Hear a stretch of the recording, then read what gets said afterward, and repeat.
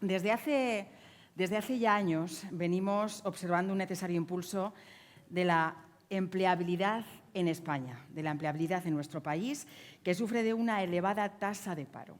Asimismo, en el ámbito de la educación existen también debates sobre la necesidad de adaptar el sistema educativo a los tiempos que corren, a nuestros nuevos tiempos. Todo ello en el marco de un desarrollo cada vez más rápido y de una influencia cada vez más clara de las tecnologías digitales en todos los sectores. Pero planteo unas cuestiones. ¿Cómo podemos hacer frente a estos nuevos retos que van apareciendo? ¿Qué cambios deben producirse para lograr hacer de nuestro país, para lograr hacer de España un país líder en Europa y también en el mundo? Pues en esta quinta edición de Forbes Summit Reinventing Spain hemos querido saber qué hacen las empresas de nuestro país, las empresas españolas, precisamente por nuestro país, y cómo van a adaptarse a esta nueva realidad. Hoy en día, para lograr el desarrollo económico de un país, se necesitan tener presentes dos grandes pilares: la tecnología y la sostenibilidad. Dos palabras que están en boca de todos en estos tiempos. Para poder fomentar la innovación y ver cómo lograrlo, me gustaría que en este momento suban aquí a este escenario a la periodista y a la consejera independiente Charo Izquierdo en una conversación que va a mantener durante los próximos minutos con Domingo Mirón, que es presidente de Accenture en España, Portugal e Israel. Les dejo ya con ellos.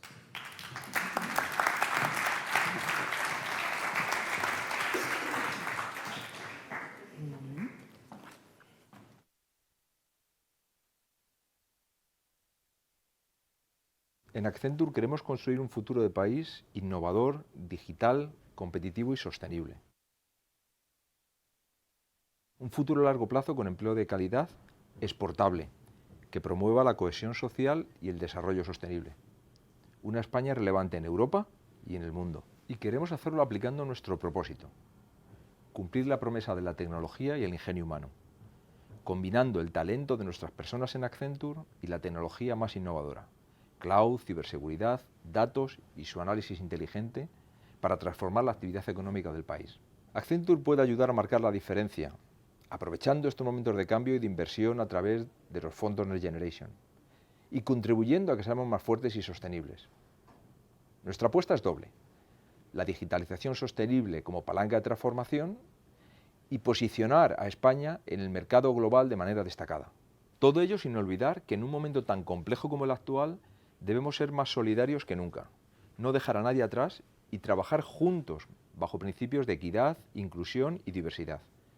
Porque los negocios deben ser rentables, pero ahora más que nunca deben ser también sostenibles. Bueno, buenos días. La entrevista está casi hecha, la verdad. Sí, ¿verdad? Podemos repetir una y otra vez. No, bueno, fuera de bromas, muchas gracias.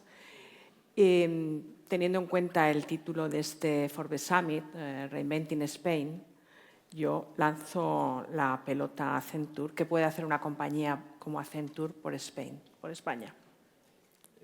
Bueno, yo creo que para contestar hay que hacer primero una reflexión viendo España en el futuro, pero muy pegada a la realidad de hoy. Yo creo que los acontecimientos dramáticos que estamos viviendo con la invasión de Rusia en Ucrania nos hacen ver que el futuro de España hay que verlo en el contexto de Europa y más allá de Europa, como decía Josep, del mundo y de ese posible riesgo de decoupling, ¿no?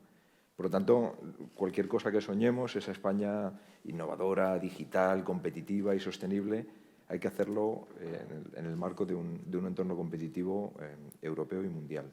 ¿Cómo hacerlo? Pues nosotros, la verdad es que nuestra contribución es formalmente clara y está en nuestro propósito, que es entregar el valor, la promesa de la combinación de tecnología e ingenio humano. Tecnología, aplicándola de una manera innovadora. Es distinto tecnología innovadora que aplicación innovadora de la tecnología. Yo creo que hay muchísimas tecnologías de las que hablamos que a día de hoy son muy maduras y que quizás lo que no es tan maduro es el modo en el que las aplicamos en nuestro tejido productivo, ¿no? Ahí es donde Accenture yo creo que tiene que hacer su mayor contribución. ¿Cómo? A través del talento de nuestras personas. Solamente, por daros dos cifras, somos más de 15.000 personas en España.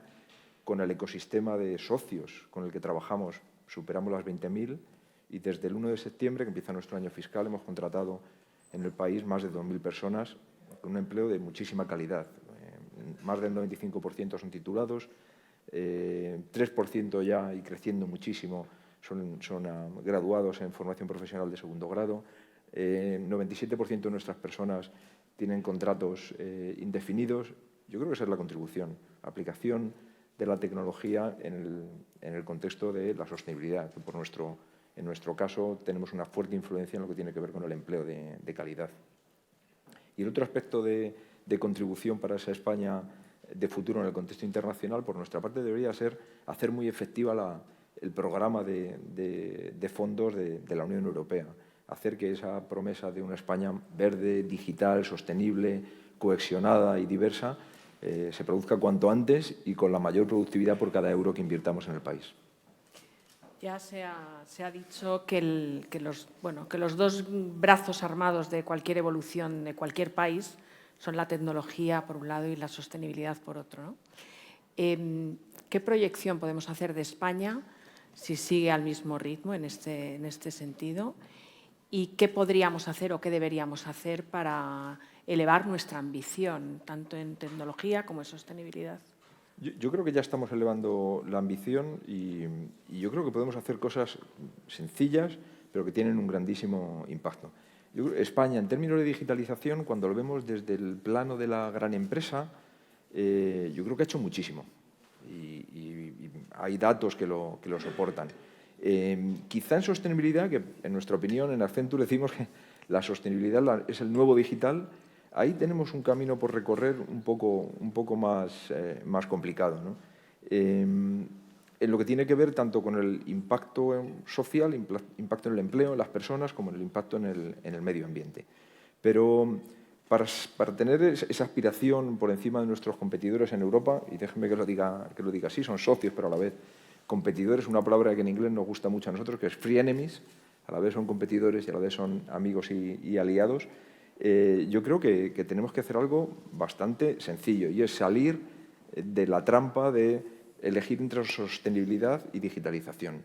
Es verdad que muchos de nuestros clientes, instituciones, organizaciones y administraciones públicas se ven en esa situación difícil de combinar la inversión que necesito para ejecutar el cambio con el crecimiento rentable, ¿no? Y uno parece que de ahí no elegiría la digitalización como un elemento que ayuda, pero lo es. La manera es combinar tecnologías existentes a día de hoy para hacer que nuestra competitividad y productividad sea mayor y, por tanto, tengamos espacio para la inversión que necesita ser más sostenibles. Yo creo que esa combinación de digitalización bien aplicada y sostenibilidad hará que las empresas, las españolas, sean mucho más competitivas en el mercado internacional. Nuestro reciente estudio dice que aquellas compañías que combinan de una manera adecuada digitalización y sostenibilidad tienen 2,5 veces más probabilidades de seguir una senda de crecimiento rentable que aquellas que no lo hacen. Por lo tanto, es una cuestión de salir de la trampa de elegir entre las dos y combinarlas. Y yo creo que tenemos una oportunidad histórica, que es aplicar los fondos de la Unión Europea, los Next Generation Funds, que están muy bien localizados en un programa de país, para que con esa inversión salgamos de la trampa y elijamos digitalización sostenible. Vamos a hablar de palancas, ¿no? De palancas de transformación. ¿En qué palancas se está apoyando España? ¿En qué palancas debería apoyarse y de cuáles debería desvincularse? Bueno, yo creo que hay bastante consenso. Uno lo puede describir las palancas o ordenarlas de distinta manera, pero yo creo que hay bastante consenso en el país, en todos los actores económicos y en la Administración, que las 10 palancas que se incluyen en el Plan de Recuperación, Transformación y Resiliencia, que no es otra cosa que la traslación del marco europeo a la realidad del país que somos, podrían ser un buen catálogo, ¿no? Y yo creo que se está actuando en todas. ¿Dónde veo yo aspectos críticos donde tenemos que hacer más foco? El primero es en el componente de aplicación de transformación al tejido industrial. Yo creo que ahí España tiene un reto superior al de otros países. El segundo, por la estructura económica de nuestro país, serían pymes. España es el único país donde el peso de las pymes es tan grande que la transformación digital, por ejemplo, o la transformación sostenible hacia una actividad más verde es crucial y somos singulares en ese aspecto. Y el tercero yo diría que es la administración pública. Esta semana leía un informe independiente que decía, con un aspecto muy positivo, que la administración pública iba a invertir este año, 2022, un 1% más en su transformación digital, cuando estamos viendo que el sector privado apunta a 2 dígitos muy altos. De nuevo, sería una pena que durante el 2022 la brecha entre digitalización de un sector y el otro se ampliara, ¿no? Por tanto, yo creo que esos son 3 aspectos muy relevantes. Otro que deberíamos considerar y que es especialmente relevante en España es hacer esa transición energética de una manera sostenible, no sostenible en términos solo de medio ambiente, sino de impacto social inclusivo. Yo creo que ese es un reto específico que tenemos en España. Y por último, yo haría una mención al talento. Yo creo que en España hay muchísimo talento, pero no a la escala que necesitamos para transformar el país. Estamos viendo de manera muy positiva anuncios prácticamente cada semana de grandes compañías multinacionales que deciden crear capacidades a mucha escala en nuestro país para ayudar en digitalización en distintos aspectos. Y yo creo que la de esta semana o la semana pasada era la del metaverso, ¿no? Con 2.000 posiciones, ¿no? En España. Bueno, yo creo que esto es un reto magnífico para el país, muy positivo, pero que nos pone muchísima presión en la parte de capacitación.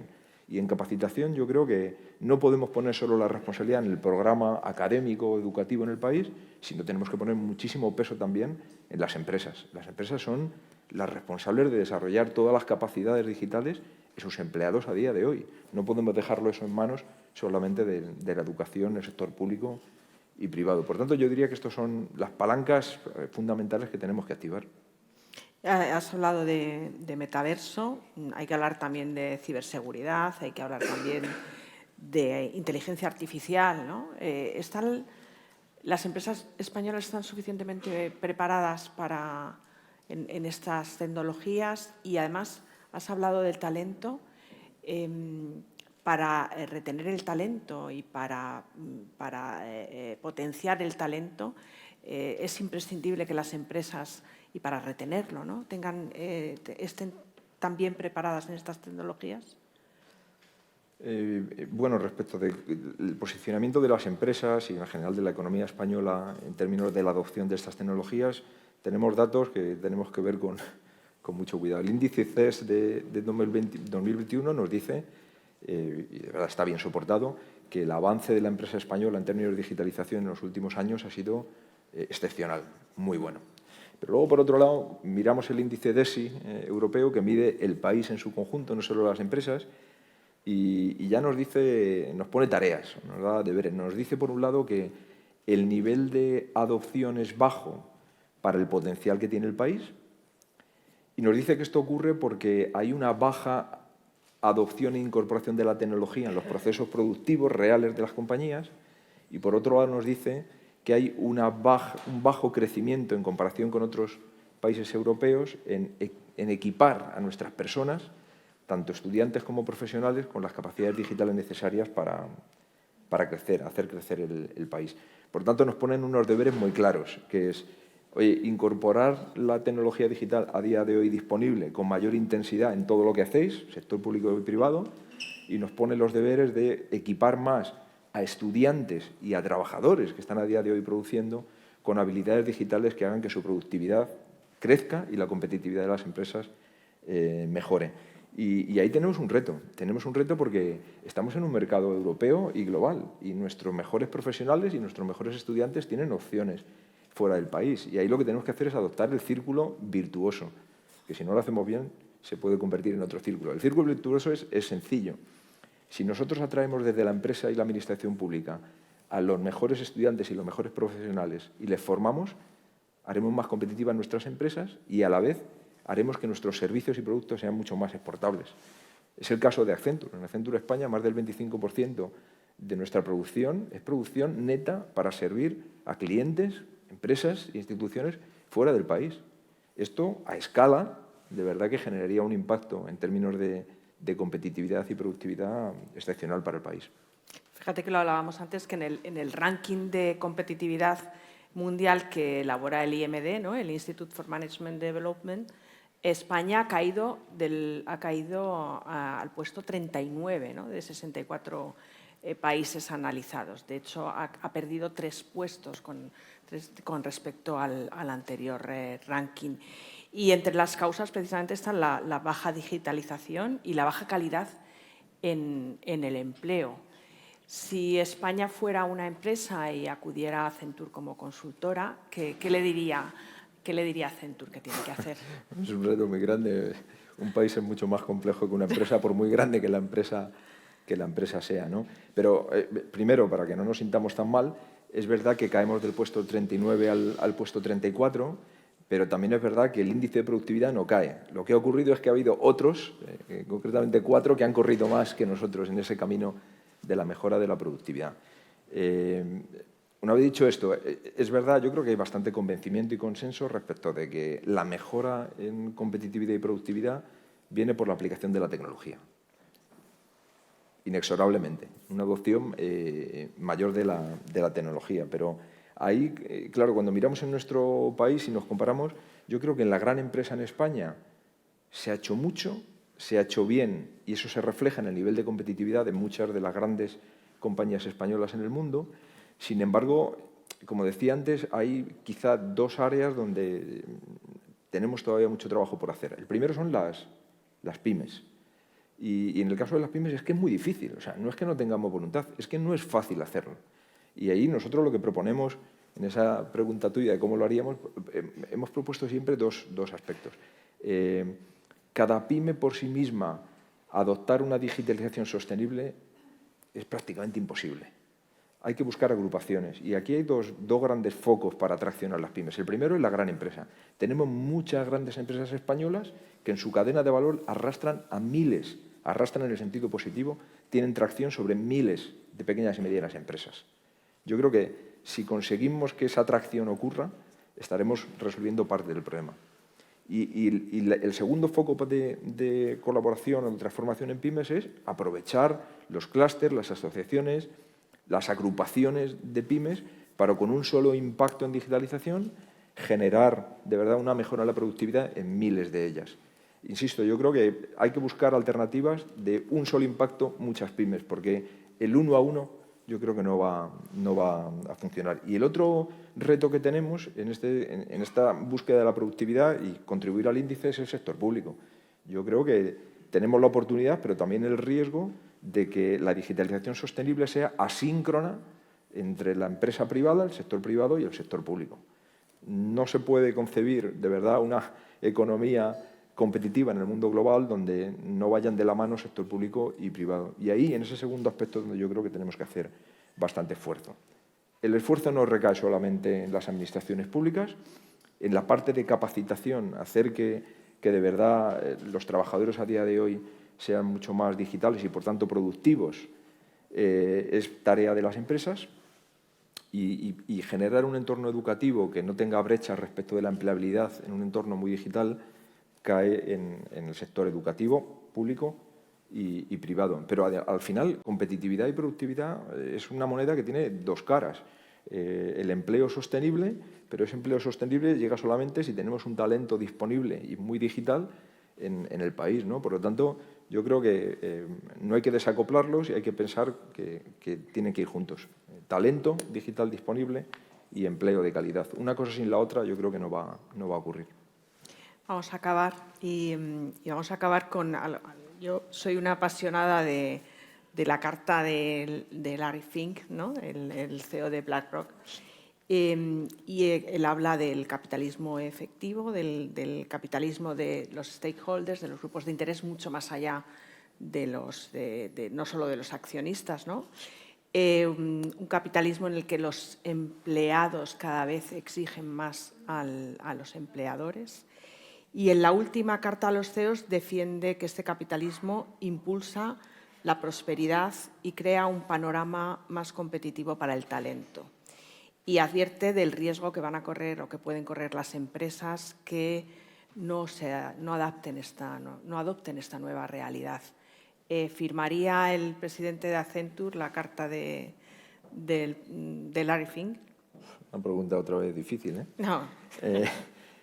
Bueno, yo tengo que decir que a mí la carta me gusta porque al menos se atreve a poner deberes a los responsables de compañía, a los CEOs, ¿no? Quizá yo estaría de acuerdo, estoy de acuerdo en muchas cosas, pero yo seleccionaría quizá 3 ideas que pone encima de la mesa y que tienen que ver con Reinventing Spain, ¿no? La primera, que habla del impacto que la empresa tiene que tener en la comunidad, en la sociedad en la que opera, con sus empleados, con los grupos de interés, ¿no? Y ahí hay una traducción que yo creo que hay que tener cuidado cuando se traduce del inglés, porque él habla de mutually beneficial para los grupos de interés, y yo he visto en algún sitio que se ha traducido de manera errónea diciendo mutualización de los beneficios, y no es lo que él quiere decir en absoluto. Lo que quiere decir es que la actividad de cada compañía tiene la obligación de ser de tener impacto positivo en todos los grupos de interés y que sea beneficiosamente mutua en ese entorno, ¿no? Yo me quedaría con esa idea y lo pone como deberes, clarísimo, al principio de la carta. La segunda cosa que yo destacaría es cuando describe, y tiene que ver mucho con lo que hemos hablado hoy en términos de talento, digitalización y sostenibilidad, cuando describe que entiende que el poder en la relación entre compañía y personas, empleados, se ha desplazado y que a día de hoy, si queremos de verdad ir por el camino del desarrollo sostenible, necesitamos que ese balance de relación y de poder considere muchísimo más cuáles son las ambiciones, intenciones y el propósito de las personas respecto de su trabajo en la compañía. Esta parte me parece también muy, muy importante. Y hay una tercera idea que comenta en la carta,